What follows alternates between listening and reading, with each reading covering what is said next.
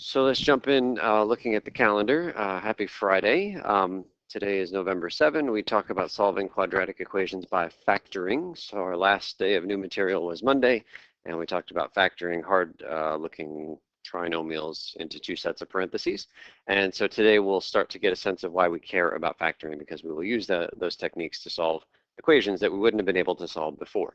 Coming up on Monday, we talk about graphing parabolas, something we haven't seen before. This won't affect us per se, but Tuesday is Veterans Day, so there are no day classes on Tuesday. Just a heads up in case you have Tuesday classes. Any questions on the calendar?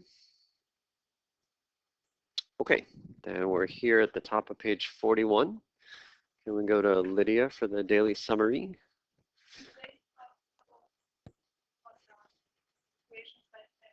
Good. Kira, number 1, maybe you can read on there.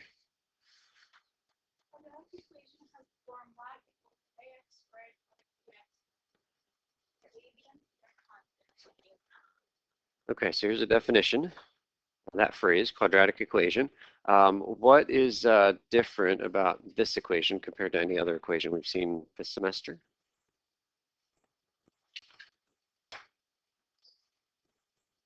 We've solved a lot of equations this semester, right? And the power on the x has always been 1. And so for the first time now, we're going to be solving equations where the power on the x is 2. That x squared is the new thing for us here. Okay, so number 2 talks about a table and a graph for this specific quadratic equation, 2x squared minus 5.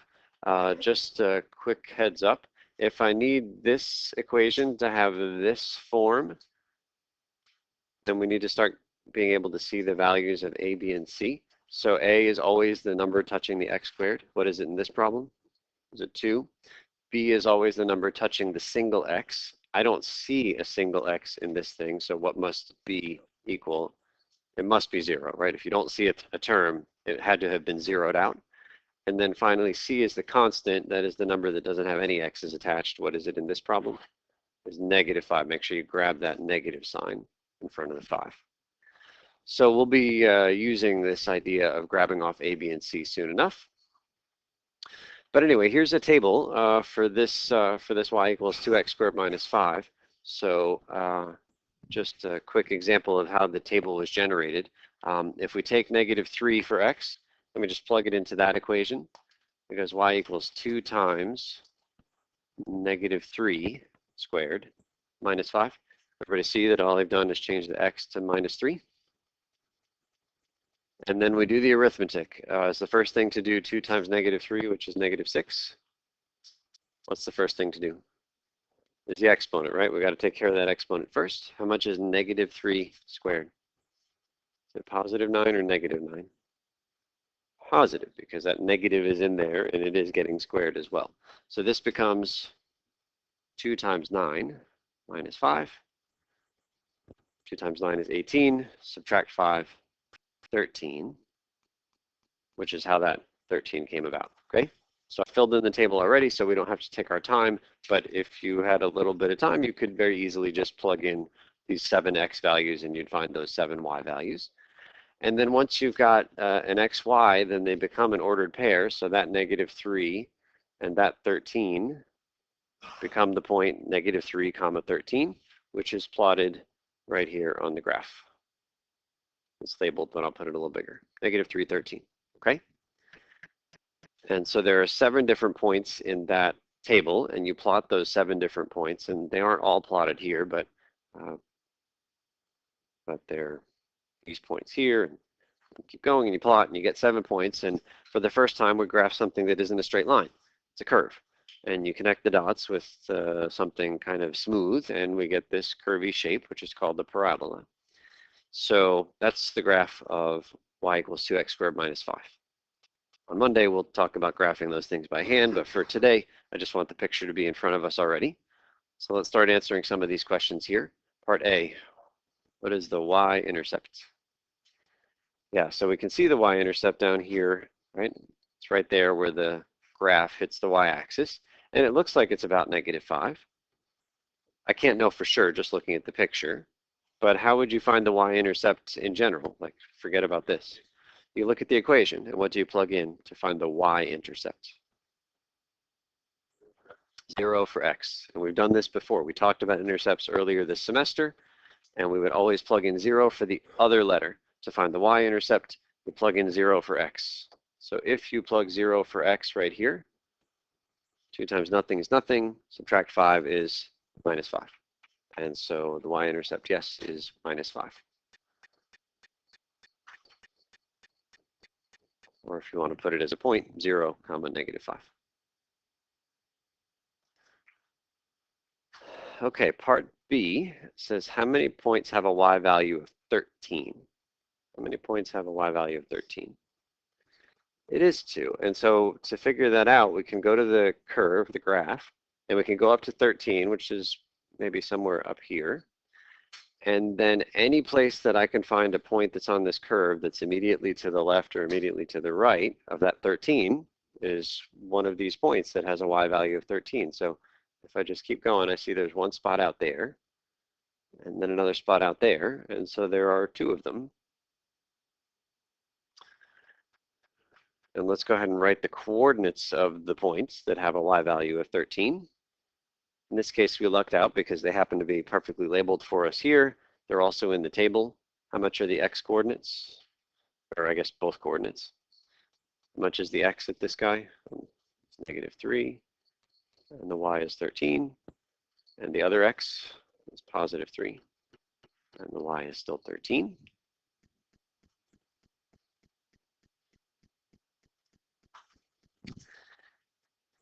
And so now forget the graph, forget the chart, forget all that stuff up there. But just kind of from scratch, it says part D, what are the solutions to this equation? 13 equals 2x squared minus 5. Now we're going to solve this kind of equation algebraically soon, but for right now, I'm just looking for information from what we've given up there. But again, that squared is a new thing for us in terms of equation solving. But 13 equals, well, that kind of reminds me of like a y equals 2x squared minus 5, which is exactly that graph up there. And so do you buy that the solutions to this equation are x equals 3 and x equals negative 3?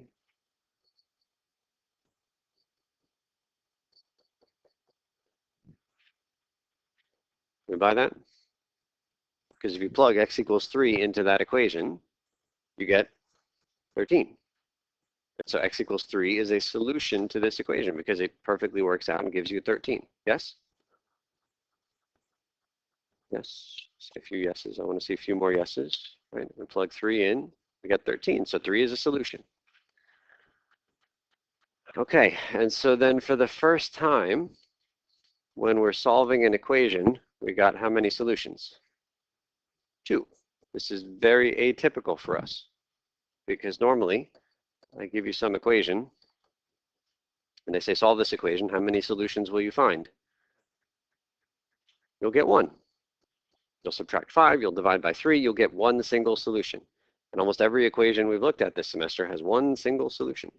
And so for the first time, we have an equation that has 2. And it's not so surprising if we're looking at a curve that has this kind of shape, and you just imagine drawing a horizontal line like we did there. How many times will that line hit the graph? Probably 2, right? This line is no different. It also hits the graph twice. So for the first time, our equations maybe will have 2 solutions. Okay, number 3, let's go to Mary.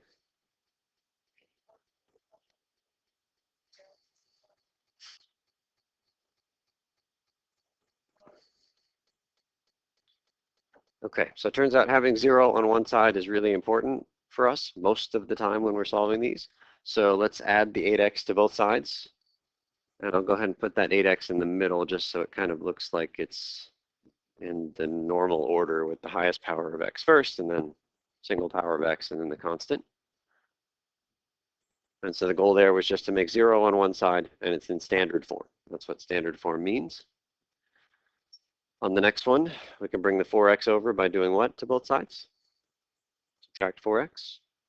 So x squared minus 4x equals 0.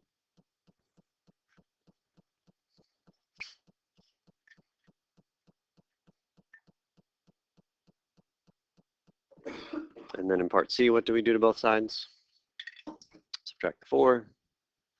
So we get x squared minus 4 equals 0. Megan for number 4.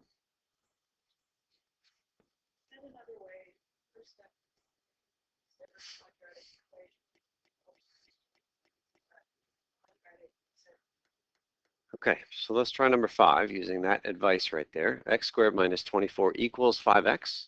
We don't have a graph in front of us. We can't just pick off points like we did above. So we're going to do like this purely algebraic technique here. And the first step is to get 0 on one side. So subtract the 5x from both sides.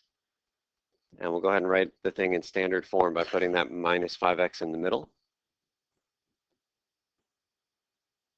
Everybody see that?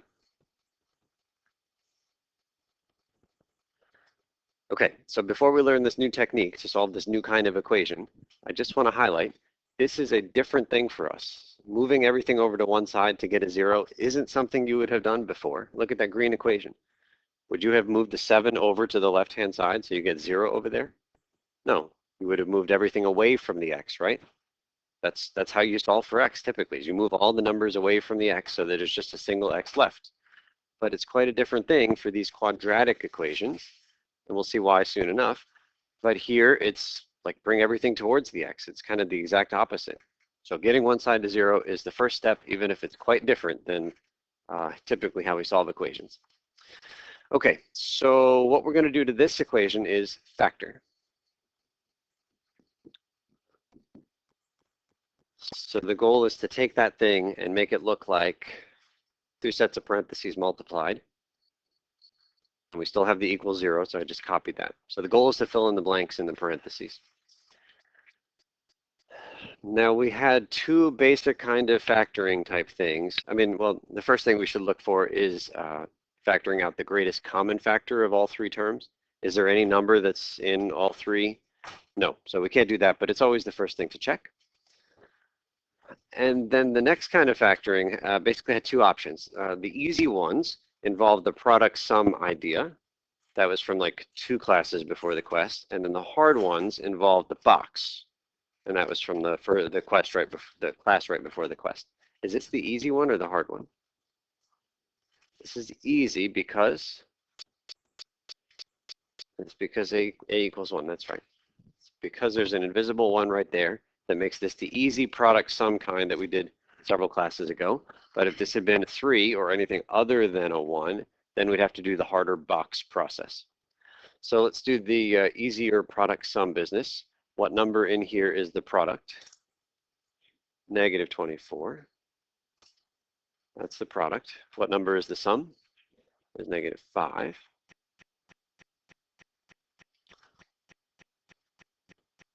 And so we're looking for 2 numbers that multiply to give me negative 24 and add to give me negative 5. Don't say it out loud. Don't say it out loud. Some of you are very quick at this, and others of us need a little bit more time to process.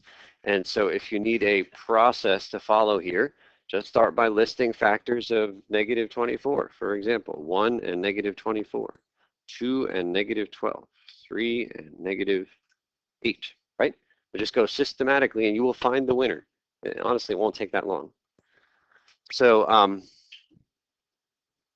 so if we add these factors up and look for the one that adds to minus 5, we've actually already got it up on the board here. What is it? It's just 3 and negative 8, right? So don't worry if you don't see it right away. It doesn't take long to just list the factors and then find the ones that add up to this guy, negative 5. So 3 and negative 8. So what does that mean? Well, if I'm going to get that x squared, then it better be x and x. And then the 3 and the negative 8 go in the parentheses here as plus 3 and minus 8. So those numbers go right into the blanks. Okay, so we've factored it. Don't forget to put the equal 0. That's important for us. And now that it's factored, we're going to use another new idea, but it should be one that we all buy into. If you kind of close your eyes and don't look at the details of what's in there, all I know is I have 2 numbers being multiplied together. That's what the 2 parentheses mean, right? You're multiplying 2 things together. And in this case, when I multiply these 2 things together, what am I getting is the answer. I'm getting 0. What's the only way you can multiply 2 numbers and have the answer be 0? Is if one of them was 0, right? I don't know what the other one could have been. It could have been 0 times 7 or negative 53 times 0. But the only way to multiply two numbers and get 0 is if one of them is 0. Jasper. We're going to get two answers from this. Iman. Yeah. So let's now look at the details inside and recognize that all we need to do is make sure that one of these pieces equals 0. So we write down two simpler equations where you set each of the pieces individually equal to 0. Everybody see that? One of those things in the parentheses must be 0. And then we have these two equations, and I'm actually going to write more details than I need you to write, but I just want to highlight that you're just solving these equations as normal. And some of you are going to want to take a little shortcut that's going to bite you occasionally. So over here, we get x equals negative 3. What do we do to both sides in the second equation? Add 8, add 8, and we get x equals 8. And those are our two solutions. X equals negative 3, x equals 8.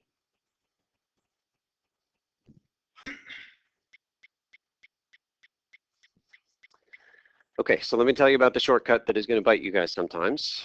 Some of you are going to not worry about this step of setting the two things equal to 0 individually, and rather just going to say, oh, if you get x plus 3, then the answer is going to be the opposite number, minus 3, which it is.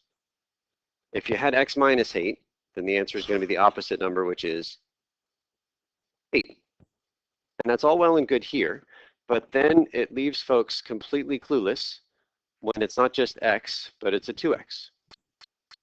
2x plus 3, the answer isn't negative 3 anymore. And the answer is just whatever you get when you solve the equation, 2x plus 3 equals 0. So I'd encourage you not to think about this as just, oh, there's just a shortcut way. It's just the opposite number of what's in the parentheses. It is if it's a single x there, but if it's a 2x, I want to make sure that you can still do it. This is the way that you can still do it. In this case, it would be negative 3 over 2. Okay. All right. Suppose that I didn't insist that we had a 0 on the one side, but suppose that for whatever reason there was a 10 over here, not a 0. So if again I kind of temporarily ignore what's in there and just say I'm multiplying two numbers and I'm getting what? 10.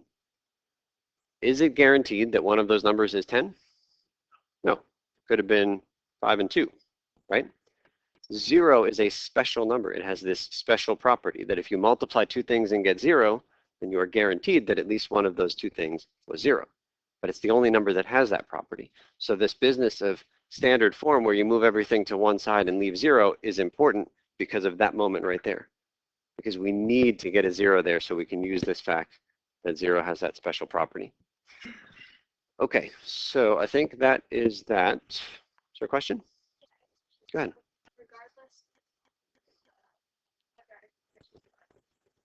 Almost every quadratic equation, the first step is to set it to 0. So because we're thinking of this in the future. Okay, so last part here is Dan, number 6.